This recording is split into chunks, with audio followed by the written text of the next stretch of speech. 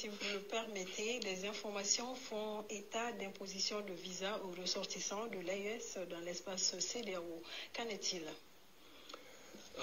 Merci infiniment. Vous savez, j'ai le communiqué des chefs d'État sous la main ici, que j'ai parcouru en long et en large parce que j'ai entendu parler d'éléments par rapport. Je ne vois aucune référence dans le communiqué des chefs d'État par rapport à des restrictions qui seraient imposées à la circulation de nos ressortissants dans cet espace.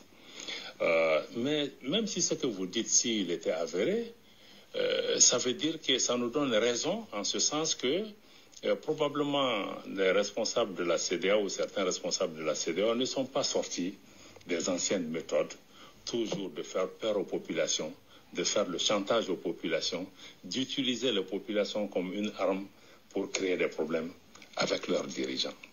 Donc aujourd'hui, nous pensons que nos populations ne doivent pas servir de bouclier. En tout cas, pour ce qui concerne l'AES, nous sommes dans une autre dimension, nous sommes dans une autre dynamique qui est celle de la fraternité, de la solidarité et de l'amitié entre les peuples.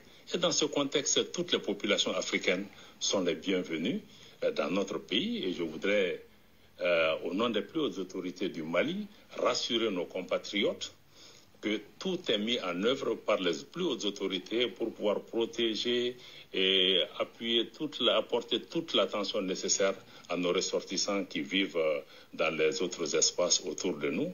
Mais je pense que les gens doivent pouvoir se rassurer et continuer à vaquer à leur occupation dans tous les cas.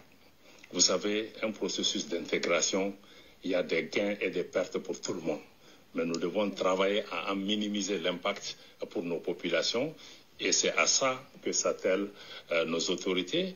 Mais il faut aussi qu'on comprenne que le chemin qu'on a pris est un chemin difficile, qui a des conséquences, il y a des difficultés, mais tout est fonction de l'objectif que nous recherchons.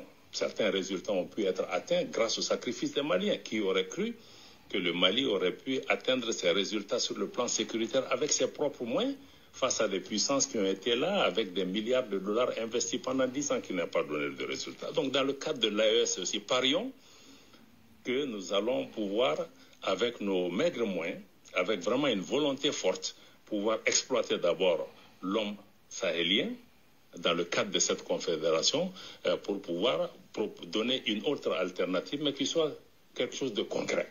Pas un rêve qu'on vend aux gens, mais quelque chose de concret et dont nos citoyens commenceront à avoir le bénéfice à court, moyen et long terme. Ça nous rassure beaucoup, Monsieur le ministre. Merci. Avez-vous un dernier mot?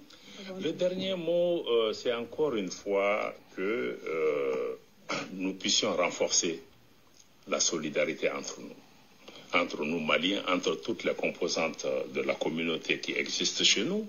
C'est vrai, la sécurité est une dimension essentielle, nous y travaillons, mais nous devons comprendre que personne ne viendra nous sauver à notre place et que nous devons travailler nous-mêmes. Il y a un prix à payer pour chaque choix. Nous devons pouvoir avancer. Les pouvoirs publics sont conscients des difficultés que traverse notre pays, mais ces difficultés ne seront pas surmontées du jour au lendemain aussi. Donc nous devons pouvoir maintenir le cap pour faire en sorte que nous travaillons dans un pays, nous arrivons à avoir un pays en sécurité, un pays stable, un pays où la prospérité est partagée, où les dirigeants communiquent en toute transparence aussi avec les populations sur les difficultés et qu'on puisse se mobiliser pour trouver ensemble des solutions qui préservent notre pays. Merci beaucoup.